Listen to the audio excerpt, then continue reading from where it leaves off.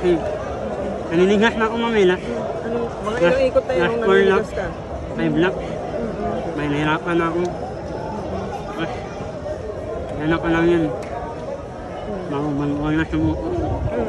Tapos ano yung parang pinagkaiba ng weather sa Cebu tsaka dito? Kaya nasabi mong mahirap pagdating sa ano?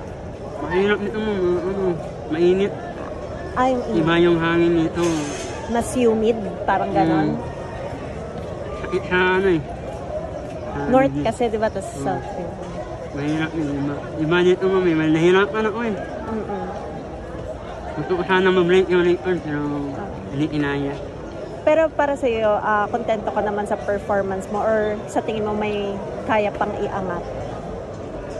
Yan lang ang aya ko ma'am. So, hangak na lang yun.